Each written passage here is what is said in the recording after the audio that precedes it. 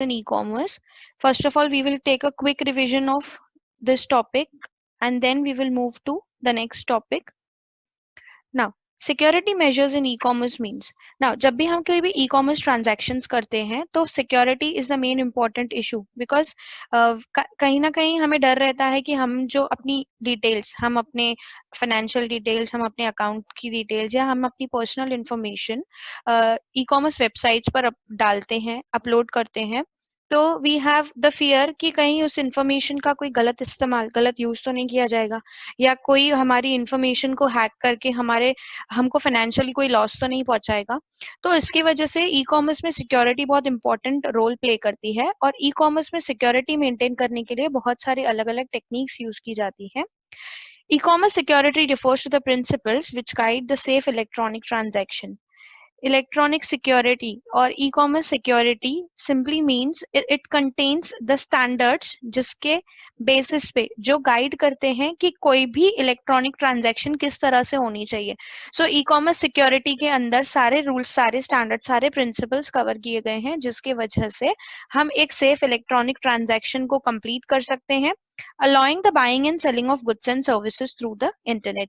So e-commerce basically means हम buying and selling करते हैं तो हमारी transaction जो है वो safely सक्सेसफुली किस तरह से कंप्लीट होनी चाहिए without any risk of losing the data or without any risk of mishandling of data, वो e-commerce security सारी चीजें देखता है।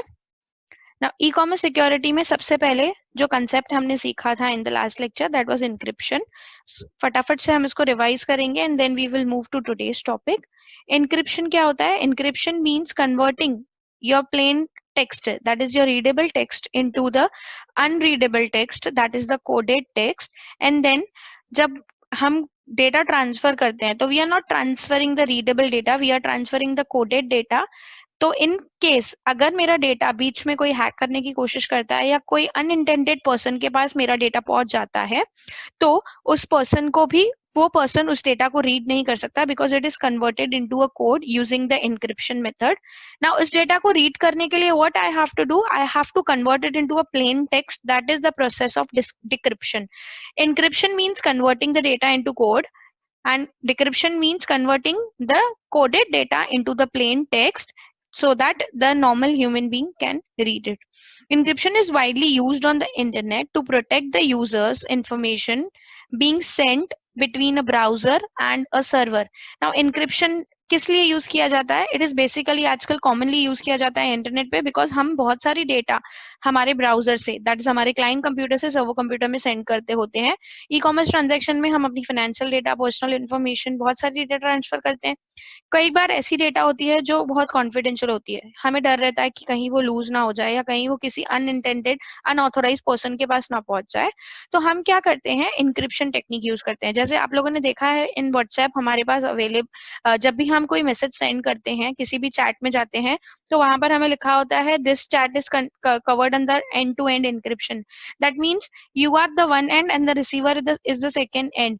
तो जो डेटा ट्रांसफर हो रही है आप दोनों के बीच में और जब आपको प्लेन टेक्स्ट दिखाई दे रही है सामने वाला प्लेन टेक्स्ट सेंड कर रहा है लेकिन when it is being transferred through internet और through the application it is encrypted because so that no other person can read it. This includes password, payment information and other personal information that should be considered private. Now जो data हम लोग send करते हैं उसमें क्या होता है? Private information होती है, पासवर्ड्स होते हैं, पेमेंट इन्फॉर्मेशन होती है, पर्सनल इन्फॉर्मेशन होती है। Now encryption का जो process होता है it consists of two processes, that is encryption and decryption. As I told you encryption means plain text को cipher text that is quoted text में convert करना and decryption means cipher text को plain text में convert करना. Encryption converts the plain text into the cipher text, means non-readable form of data, and decryption is exactly opposite to the process of encryption. It converts the cipher text into plain text. Now what is plain text? The readable text which you can read. And what is cipher text? The cipher text means the coded text which we cannot read. It is a kind of coded language जो transmission के दौरान use की जाती है, जो transmission के वक्त हमारी प्लेन डेटा को कन्वर्ट किया जाता है। जिस So encryption होता कैसे? As I told you in the last lecture also, we have a key like a method जिसके हेल्प से हम लोग हमारी डेटा को encrypt और decrypt कर सकते हैं। So encryption is of two types. Depending upon the method we are using, encryption दो तरह से हो सकती है, एक होती है सिमेट्रिक इंक्रिप्शन और एक होती है unsymmetric encryption. Symmetric encryption means एक ही मेथड यूज करके डेटा को एनक्रिप्ट भी किया जाएगा और डिक्रिप्ट भी किया जाएगा। लाइक फॉर एग्जांपल मैं एक ही की से लॉग भी करूंगी डेटा को, और उसी की को मैं सामने वाले के साथ शेयर करूंगी कि मैंने इस डेटा को एनक्रिप्ट करने के लिए ये मेथड यूज किया है। तो वो तुम सामने वाला भी क्या करेगा, वही मेथड यूज करके मेरी डेटा को डिक्रिप्ट करेगा। इसीलिए इसको दूसरा नाम दिया गया है शेयर्ड सीक्रेट एन्क्रिप्शन। यहाँ पर सीक्रेटली मैं अपना एन्क्रिप्शन का मेथड रिसीवर के साथ शेयर कर रही हूँ सो दैट वो मेरी डेटा को डिक्रिप्ट कर सके। इसीलिए इसको कहा गया है symmetric, because it is using the same method of for encryption and decryption of data. और दूसरा आता है असिमेट्रिक। ना यहाँ पर दो कीज होती है, एक होती है प्राइवेट की, एक होती है पब्लिक की। एक की से हमारे डेटा को एनक्रिप्ट किया जाता है, उसी की मैथमेटिकली रिलेटेड दूसरी की हम रिसीवर को सेंड करते हैं या रिसीवर को पता होती है, और उस की को यूज करके वो हमारी डेटा को डिक्रिप्ट कर सकता है। अब मैंने जब डेटा को लॉक किया और मैंने जब मैसेज सेंड किया, तो सामने वाला उसको तभी ही खोल पाएगा जब वो मेरा इंटेंडेड रिसीवर होगा, क्योंकि मैंने जिस टेक्निक से मेरी एक की को यूज करके उसको लॉक किया है, उसी का मैथमेटिकल फॉर्मूला उसकी दूसरी की में है। तो मेरा लॉक मेरी डेटा को जो मैंने एनक्रिप्ट किया है, लाइक फॉर एग्जांपल मेरे लॉक को कौन खोल पाएगा, उसी की दूसरी की, राइट। वैसे ही यहाँ पर एनक्रिप्शन असिमेट्रिक एन्क्रिप्शन में हम एक की से डेटा को एनक्रिप्ट करते हैं, उसी की मैथमेटिकली रिलेटेड की जो होती है वो उसको डिक्रिप्ट करती है।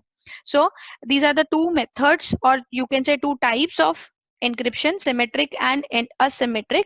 This can be asked in your board exam in double answer or maybe in fill in the blanks or single answer. Now next जो हमारा concept है वो है digital signature. Now what is signature? जब हम किसी भी डॉक्यूमेंट पे साइन करते हैं, that means we are authenticating that document. Like वो डॉक्यूमेंट हम जब साइन करते हैं तो हम ऑब्वियसली हम उस डेटा को रीड करके देन उसके ऊपर अपना सिग्नेचर डालते हैं।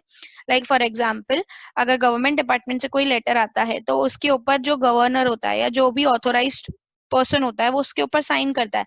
दैट मीन्स हमें वैलिडिटी हो जाती है कि हाँ ये जो मैसेज है या ये जो डॉक्यूमेंट है ये जब क्रिएट हुआ उसके बाद साइन किया गया है। दैट मीन्स उसके अंदर कोई भी गड़बड़ नहीं है। ऑब्वियसली जिस पर्सन ने उसको साइन किया है वो पर्सन ने उसके सारे कंटेंट्स को रीड किया होगा और उसमें कोई भी मॉडिफिकेशन या कोई भी ऐसा डेटा नहीं होगा जो प्रॉपर नहीं होगा। तो या इन अदर वर्ड्स अगर मैं कहूँ कि मैं अगर मेरे बैंक अकाउंट के चेक पे साइन कर रही हूँ तो व्हाट आई एम डूइंग, मैं अपना ऑथराइजेशन दे रही हूँ कि हाँ ये मेरा चेक है, इस पे ऊपर मैंने साइन किया है, तभी तो बैंक मेरे अकाउंट से पैसे विड्रॉ करके देगी। सो डिजिटल सिग्नेचर बेसिकली क्या करता है, जैसे हम डॉक्यूमेंट पे साइन करते हैं और डॉक्यूमेंट के कंटेंट को वैलिडेट करते हैं, वैसे ही डिजिटल सिग्नेचर हमारे इलेक्ट्रॉनिक डॉक्यूमेंट्स को वैलिडेट करता है। नाउ इलेक्ट्रॉनिक डॉक्यूमेंट्स को कैसे वैलिडेट करेगा वो, लाइक एक इलेक्ट्रॉनिक डॉक्यूमेंट क्रिएटेड है। नाउ डिजिटल सिग्नेचर बेसिकली इस तरह का कुछ दिखता है। See this is the signature. यहाँ पर ये सिग्नेचर टाइप्ड नहीं है, ये सिग्नेचर इसके ऊपर एम्बॉस या you can say put up किया गया है through the digital signature software. सो ये एक डॉक्यूमेंट बनाया गया है, ये डॉक्यूमेंट पर ये पर्सन ने साइन किया, दैट मीन्स उसने ये डॉक्यूमेंट के कंटेंट को वैलिडेट किया है। जैसे मैंने आपको कहा जब हम किसी डॉक्यूमेंट पे साइन करते हैं या फॉर एग्जांपल आप एडमिशन फॉर्म फिलअप करते हो, उसमें सारी इन्फॉर्मेशन फिलअप करने के बाद you put the signature over there. क्यों सिग्नेचर हम लोग वहां पर पुटअप करते हैं, टू वैलिडेट दैट इन्फॉर्मेशन कि इसमें जो इन्फॉर्मेशन है वो एकदम करेक्ट है, परफेक्ट है। तो वैसे ही हम इलेक्ट्रॉनिकली आजकल हम इलेक्ट्रॉनिक चीजों में इलेक्ट्रॉनिक मेथड्स में ज्यादा मूव ऑन होते जा रहे हैं ना। अभी भी आप लोगों ने देखा होगा बहुत सारी मीटिंग्स होती थी गवर्नमेंट की, डिपार्टमेंट्स की, वो सब मीटिंग्स भी ऑनलाइन कंडक्ट की जाती थी। क्यों, बिकॉज ऑफ द सिचुएशन। वैसे ही मेनी टाइम्स ऐसी सिचुएशन आती है कि हमें इलेक्ट्रॉनिक डॉक्यूमेंट्स शेयर करने पड़ते हैं। तो इलेक्ट्रॉनिक डॉक्यूमेंट्स जब शेयर किए जाते हैं वहां पर उसको वैलिडेट किस तरह से किया जाए, इसीलिए उन्होंने बनाया digital signature. So basically digital signature क्या करेगा, आपके डॉक्यूमेंट के कंटेंट को वैलिडेट करेगा। A digital signature is also known as electronic signature. A digital signature guarantees the authenticity of an electronic document or a message in digital communication and uses encryption technique to provide the proof of original unmodified document. Basically, it simply means a digital signature guarantee करता है about the authenticity of this electronic document. ये document genuine है, ये document valid है, ये document proper authorities के under में बनाया गया है. इस डॉक्यूमेंट को वैलिडिटी देता है हमारा digital signature. And what is uses, it uses the encryption technique. Like ये आपको दिखाई दे रही है एक पीडीएफ डॉक्यूमेंट है. इस डॉक्यूमेंट के ऊपर हमने डिजिटल सिग्नेचर पुटअप किया है. और एज यू नो कि हम हमारी पीडीएफ को कभी भी मॉडिफाई नहीं कर सकते. Yes of course we can convert it into a word format और any other editable format and then उसको एडिट कर सकते हैं. लेकिन डिजिटल सिग्नेचर जब उसके ऊपर पुटअप किया जाता है तो उसको उस डॉक्यूमेंट को लॉक कर दिया जाता है, दैट इज एनक्रिप्ट कर दिया जाता है और कोई भी उसको डिक्रिप्ट नहीं कर सकता. To provide proof of original and unmodified document. Encryption क्यों किया जाता है? ताकि हम ये प्रूफ दे सकें कि that this is the original document and it is unmodified in between. So digital signature are used in e-commerce software distribution, financial transaction. अब digital signature कहाँ पर use किया जाता है? हमारी e-commerce की सारी transaction में, software distribution में. Like for example अगर हम कोई license software purchase करते हैं तो वहाँ पर हमारे पास जो उस document का जो certificate आता है, that certificate is also digitally signed by the proper authority. Then financial transactions में digital signature use किया जाता है. This is the direct transfer of information between two partners. With the help of digital signature, दो parties या दो trading companies आपस में document share कर सकती हैं और वो डॉक्यूमेंट्स को बीच में कोई भी मॉडिफाई नहीं कर सकता विद द हेल्प, बिकॉज वो डॉक्यूमेंट को हम एनक्रिप्ट कर देते हैं with the help of digital signature. So they can send the unmodified unedited documents. Now working mechanism of digital signature. Now digital signature काम किस तरह से करता है? See he is the sender and he is the receiver. So यहाँ पर ये person ने एक डॉक्यूमेंट क्रिएट किया, उस डॉक्यूमेंट को डिजिटल सिग्नेचर की हेल्प से उसने लॉक किया. नाउ यहाँ पर जब वो लॉक करता है मैसेज को, दैट इज वो एनक्रिप्ट करता है हमारी डेटा को, सो दैट इस डेटा को कोई भी इन बिटवीन ना कोई देख सके, ना ही उसको कोई मॉडिफाई कर सके. And then when the receiver receives it, it unlocks it and the receiver can read the message. See, he sent hello, then इसने उसको लॉक किया विथ हिज प्राइवेट पासवर्ड, जो सिर्फ उसको पता है. उस पासवर्ड की हेल्प से उसने उसको लॉक किया. देन वो फाइल नेटवर्क के थ्रू शेयर हो रही है एंड देन ये उसी पर्सन के पब्लिक पासवर्ड को, now this is the vast concept of private की एंड पब्लिक की. प्राइवेट की से इसने मैसेज को लॉक किया और उसी की मैथमेटिकली रिलेटेड पब्लिक की जो इसने इसके साथ शेयर की थी. Now they have two different keys, private keys and public keys. उस की के हेल्प से उसने उसको अनलॉक किया. सो प्राइवेट की से मैसेज को लॉक किया गया एंड पब्लिक की से उसको अनलॉक किया गया.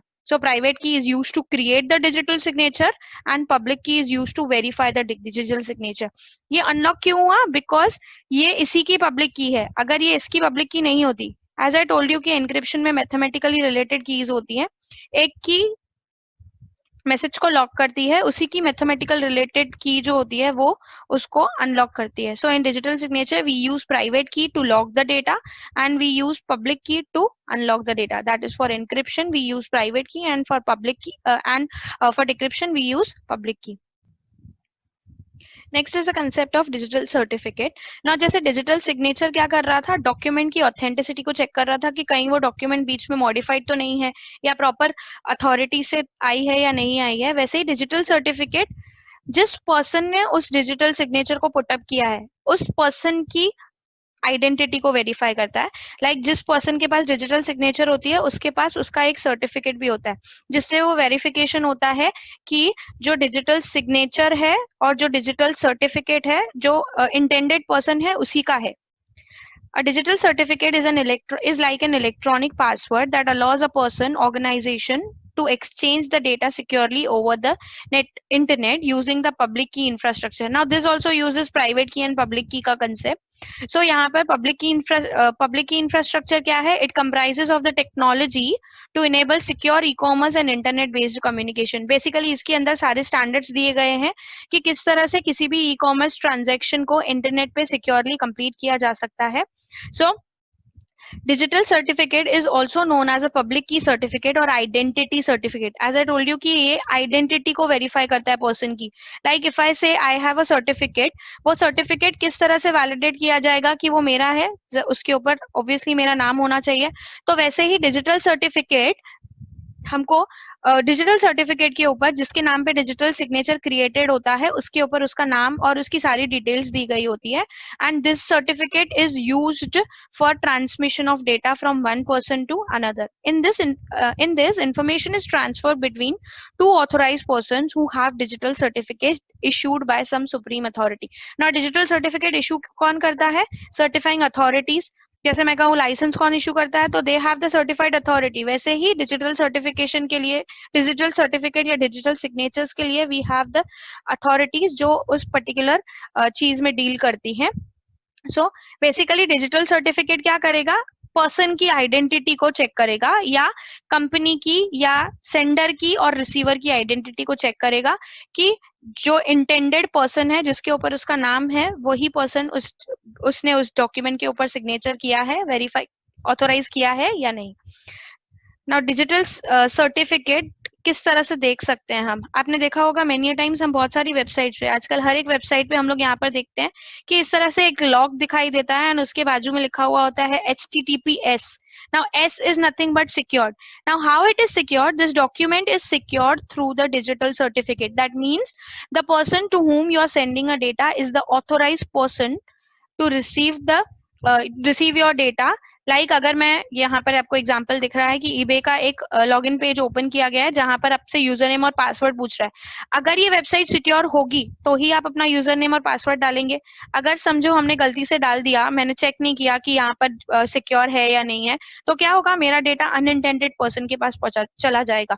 सो डिजिटल सर्टिफिकेट पर्सन की आइडेंटिटी को चेक करता है या किसी भी वेबसाइट, किसी भी कंपनी की आइडेंटिफिकेशन को चेक करता है कि जो मैं डेटा सेंड कर रही हूँ वो ईबे ही उसका इंटेंडेड रिसीवर है या नहीं है, वो हम लोगों को यहाँ से पता चलता है. Now how to check this certificate? यहाँ पर जब आपको लॉग दिखाई देता है, you just have to click on that log. वहां पर आपको एक ऑप्शन आता है, एक डायलॉग बॉक्स ओपन हो जाता है जहां पर आपको सर्टिफिकेट की पूरी इंफॉर्मेशन दिखाई देती है. This way you can check the digital certificate of any website before doing your e-commerce transaction. Now next, इस चैप्टर में हम लोगों ने जो जो सीखे, जो जो टॉपिक सीखे, उसके बेसिस पे हम लोगों को कुछ इंपॉर्टेंट पॉइंट्स दी गई हैं, जिसमें सबसे पहले दिया गया है buying and selling of goods and services on internet is called as e commerce. So basically ये पॉइंट्स हमको रिमेंबर करनी है, याद रखनी है from the exam point of view. Buying and selling of goods and services on internet is called as e-commerce. This question can be asked in single answer, fill in the blanks or true or false.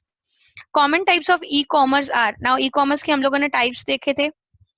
I hope you remember. B2C, business to consumer. B2B, business to business. C2C, consumer to consumer. And C2B, consumer to business. When any business transaction take place, it completes one trade cycle. जब भी कोई transaction होती है तो एक trade cycle complete होता है, like from searching the product till getting the after sale service. So trade cycle consists of phases like pre-sales, execution, settlement and after sales. So these are the 4 phases of trade cycle. ये भी exam में आपसे पूछा जा सकता है. In e-commerce, commonly used payment modes are credit card, mobile payments, bank transfer and e-wallets. See, यहाँ पर हम लोगों को जो भी टॉपिक्स दिए गए हैं सीरीज वाइज दिए गए हैं, जैसे जैसे हमने सीखे हैं. ई-कॉमर्स के पेमेंट मोड्स किए थे हमने, credit card, mobile banking, that is mobile payment, bank transfer and e-wallets. Some common forms of e-commerce are m-commerce and social commerce. m-commerce means mobile commerce and social commerce means social media को use करके हम e-commerce की transactions करते हैं. Electronic data interchange is one of the most important technology for paperless exchange of information. इसके ऊपर हमने पूरा टॉपिक देखा था कि EDI यूज किया जाता है जब दो ट्रेडिंग पार्टनर्स आपस में बिजनेस करते हैं for securely and for secure transmission of data without any paperwork involved. E-governance is implementation of information technology in the government processes and functions. Then हमने start किया था e-governance. E-governance क्या था? It is nothing but implementation of IT in government processes and function. Government के सारे processes, सारे functions में हमने information technology को implement किया. टाइप्स ऑफ ई गवर्नेंस, जैसे ई कॉमर्स के टाइप्स थे वैसे ई गवर्नेंस के भी टाइप्स थे. G2C, that is government to citizen. G2B, that is government to business. G2G, government to government. And G2E, government to employees.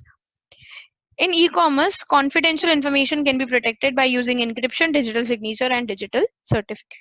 ये आज हम लोगों ने टॉपिक्स कंप्लीट किए. Now with this your this chapter is over. अब chapter के and में हम लोगों को एक एक्सरसाइज भी दी गई है, वो भी आज हम लोग कवर करेंगे, जिसमें सबसे पहले दिया गया है fill in the blanks. E commerce scope is dash. हमने पढ़ा था ट्रेडिशनल कॉमर्स और ई कॉमर्स के डिफरेंस बिटवीन में, और पूरे चैप्टर में ही बेसिकली कि ई कॉमर्स का जो स्कोप होता है it is global. A customer can do shopping dash online using type of E commerce. Different type of E commerce को यूज करके we can do 24/7, that is 24 hours 7 days a week हम लोग shopping कर सकते हैं. The dash phase consists of order and delivery phase. Order and delivery is the second phase, so it is execution phase. E-wallet is a type of dash account in which user can store his or her money for any future online transaction. हमने पढ़ा था e-wallet में हम लोग पैसे store करके bank account से money हम लोग उसमें ट्रांसफर करके रख सकते हैं for future online transaction. So it can be, it is a type of prepaid account जिसमें हमने पहले से ही अपने पैसे डाल के रख दिए हैं एंड हम लोग उसको ऑनलाइन ट्रांजेक्शन में वो पैसे यूज करने वाले हैं.